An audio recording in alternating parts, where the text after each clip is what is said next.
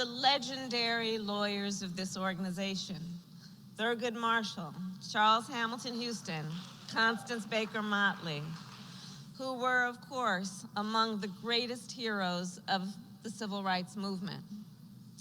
Just last March, I stood in the Rose Garden at the White House with Miss Michelle Duster, the great-granddaughter of a founder of the NAACP and one of our nation's greatest journalists, Ida B. Wells.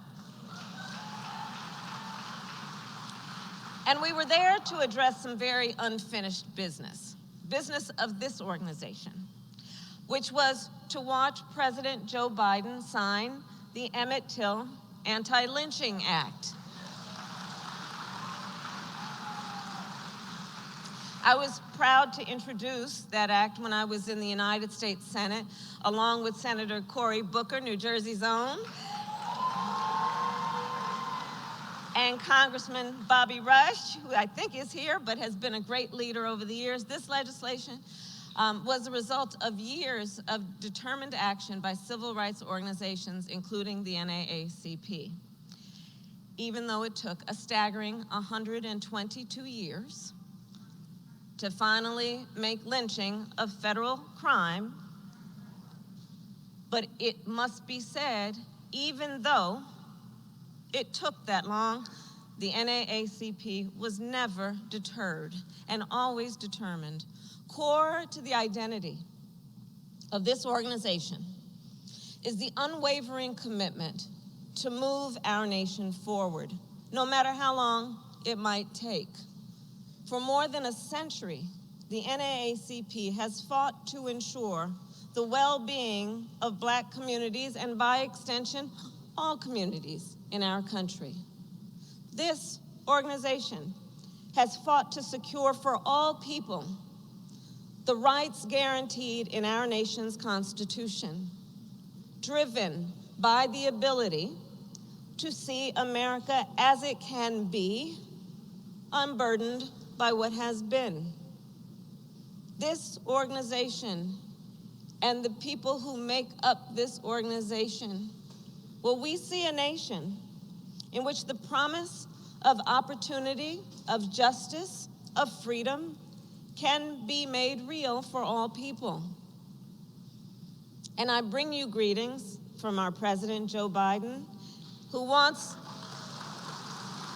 to make clear that he and I, of course, share in the vision of the NAACP. You see, we see and are prepared to address the disparities that are holding so many people back in our nation.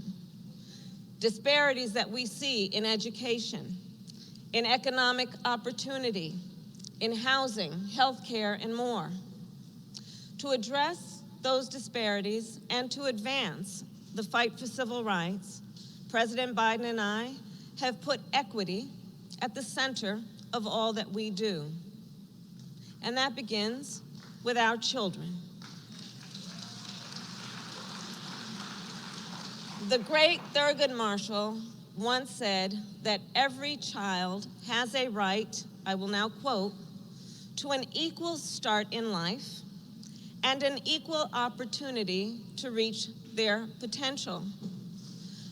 I believe to move our nation forward, we must fight to make sure all of the children of our community have that equal opportunity of which he spoke. And that is why, together, all of us here fought to extend the child tax credit, which lifted nearly 40% of Black children out of poverty last year alone. It is why we passed a tax cut to give working families up to $8,000 a year to give folks more room in their budgets to buy for their children food, medication, and school supplies. It is why we are fighting to make sure home health care is accessible and affordable, because we all know we have far too many children, for example, in our communities who have disabilities, and their parents need support. They need help.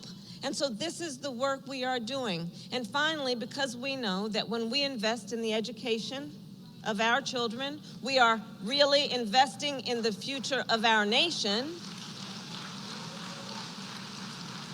That is why, as Madam Vice Chair mentioned, we invested an historic $5.8 billion, that's with a B, billion dollars in our HBCUs so they will remain the center of academic excellence.